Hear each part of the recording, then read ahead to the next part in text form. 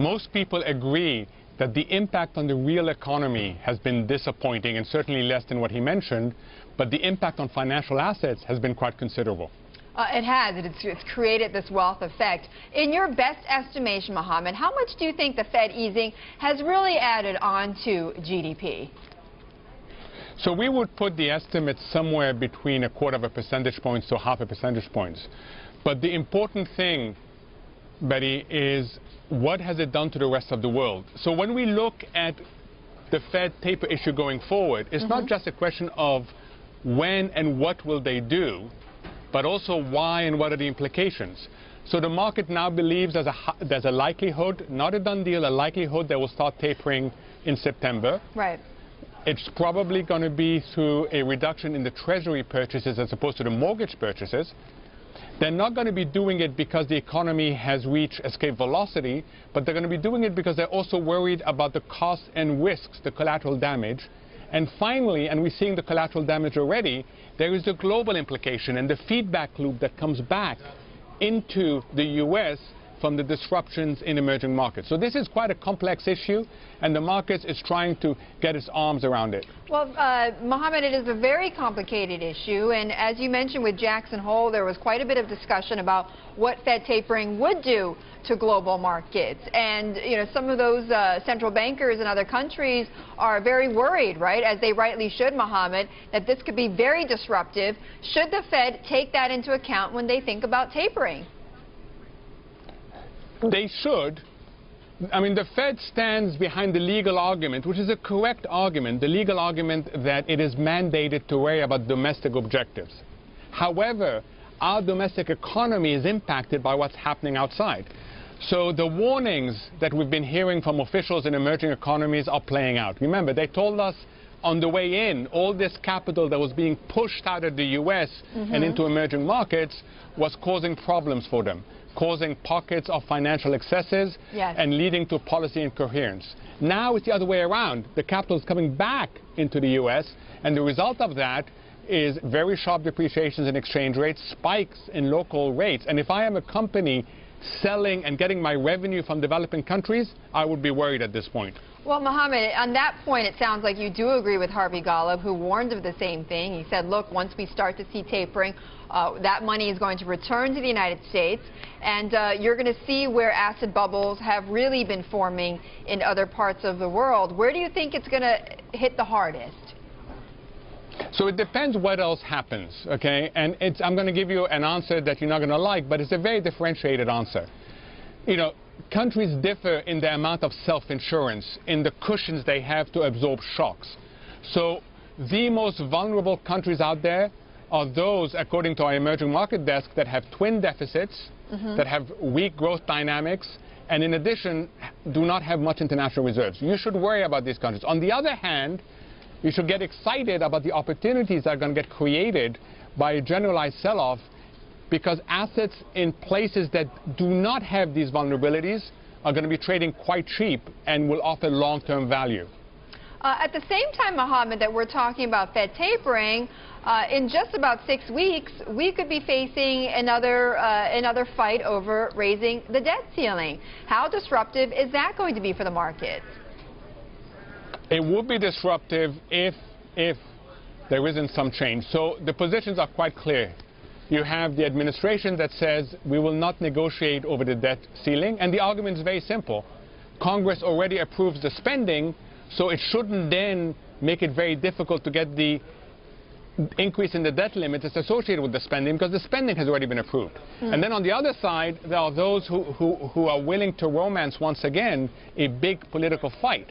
What I can tell you, Betty, is the economy cannot absorb a whole list of uncertainties, including another fight on the debt limit. I know you sent me a list of 8 things that investors are going to be talking about or questioning themselves throughout the next few months when it comes to the markets. And I want to just bring up those 8 questions, because Fed obviously is on top of mind. You talk about the tapering, you talk about succession, who's going to succeed Ben Bernanke. At the bottom of your list, I noticed, was Syria and Egypt. And given what we've just seen overnight with the rising tensions in Syria, has that moved up your list? So that list, Betty, is the output of a lot of discussion within PIMCO's investment committee. And they're not sequential in terms of what's most important and least important. They are regional. So you start in the US, then you go to Europe, then you go to Japan and the Middle East. So don't interpret them as most important to least important. Just interpret them that where we have. So the geopolitics absolutely important. You know, Syria is a tragedy. Not only is there tremendous human suffering, not only are there no easy options, as the administration knows, but in addition, as Tom Friedman of the New York Times always reminds us, Syria is a place where instability explodes regionally because it is now the place for a lot of proxy wars.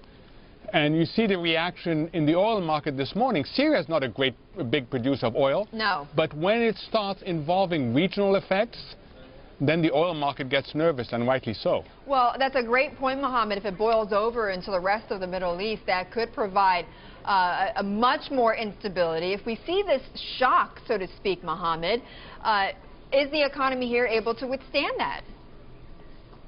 So the good news is there's been a lot of healing going on. Companies are in a pretty good place from a balance sheet perspective. The less good news is we don't have enough growth dynamics. So unfortunately, we do not see escape velocity anywhere in the near future. We see an economy that's stuck in second gear, growing by 1.5% to 2%.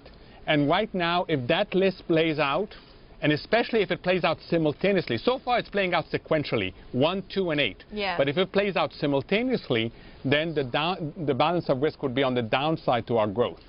Right. It could certainly become a very big worry and a very big drag on growth here, and of course then on the asset markets. Mohammed, a couple of other things you mentioned on your list include what's going on in Europe. You said, where will Angela Merkel take Europe after her expected victory in the upcoming elections in the German parliament? How significant is that going to be for the markets? It's really significant because we've had a summer of tranquility in Europe, and it's been very comforting. And that tranquility has come mainly because all the major decisions have been pushed back till after the German elections. No one wants to rock the boat in Germany. Germany is too important to the future of Europe, and Mrs. Merkel has provided quite a steady hand in guiding Germany and guiding Europe. So no one wants to disrupt what is likely to be a Merkel victory. So the result of that is we've postponed all sorts of things. At the regional level, have you noticed, we haven't been talking about the four stools of European integration anymore.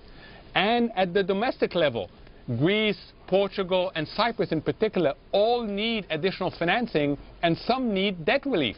So everything is being pushed back, waiting for the German elections. Once that is out of the way, we're going to have to look at whether Europe is able to make these difficult decisions. I'm not sure investors can take any more negative headlines out from another part of the world, Mohammed. Back here in the U.S., just on the Fed, yes, succession, who's going to succeed Ben Bernanke is going to be top of mind. Has your mind changed as to who you think will be the next Fed chairman? We follow this as closely as others. We don't have a view on either who should or who's likely. What we do know is the markets will react differently. So Mrs. Yellen is viewed as more towards the continuity end of the spectrum, and Mr. Summers is viewed less so. Yes. So we're just looking like everybody else. We don't have a view as to who will get appointed. What we do know is it's important to navigate through all these uncertainties. And Betty, it's not just bad news. I keep on stressing this. It is also good news because you get opportunities that come up. I mean, it's really important to remember that these sorts of dislocations create opportunities for both absolute returns and for incremental or alpha. So, you know, there's two sides of this thing. The important thing is to just keep on monitoring so that you can navigate your clients' resources through this.